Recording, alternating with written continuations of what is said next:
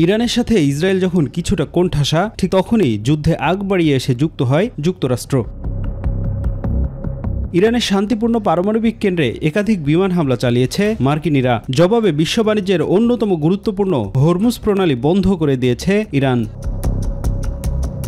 এমন পরিস্থিতিতে বিশ্বে তেলের দাম বৃদ্ধি পেয়েছে, যা সমস্যা আরও বাড়িয়ে তুলতে পারে বলে মনে করছেন বিশ্লেষকরা।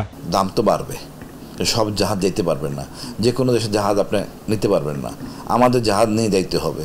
আর ওইখানকার ওয়ার্ল্ডের 20% তেল ওখান দিয়ে যায়, তো দাম বাড়বে, কিছু করার নাই। আমাদের তো লোডশেডিং ছিল না, এখন হবে। যদি এই ধরনের ইরান হামলা চালাতে থাকে তাহলে আমার মনে হয় যে পশ্চিমা বিশ্ব একটা সময় বাধ্য হবে তাদের সাথে নেগোসিয়েশনে বসার জন্য। আগামী বিশ্ব রাজনীতির বাস্তবতায় মুসলিম বিশ্বের করণীয় নিয়ে মতামত দিয়েছেন বিশেষজ্ঞরা। কোনো প্রতিরক্ষা নাই, আমি দাঁড়ায় গেলাম 40-20 কোটি লোক দাঁড়ায় গেলাম বেকিবের মতো, লাভ কি? আমরা তো আগেকার দিনে তরবারির যুগ না, এখন মিসাইলের যুগ। আমাদের ইয়াং ছেলেরা আছে যারা বুয়েটে পরে বা অন্য জায়গায়, প্রযুক্তি তার অনেক উন্নত। এই গবেষণা সেন্টারই তো আমাদের নাই। আমরা স্বল্প খরচে নিজের দেশে প্রযুক্তি দিয়ে আমরা কাজ করতে পারতাম, আমার চেষ্টাও নাই।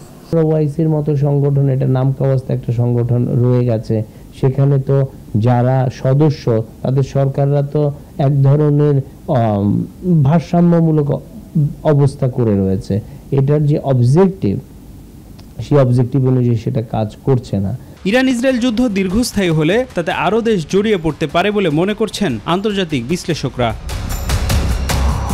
আফজল হোসেন, মাই টিভি, ঢাকা।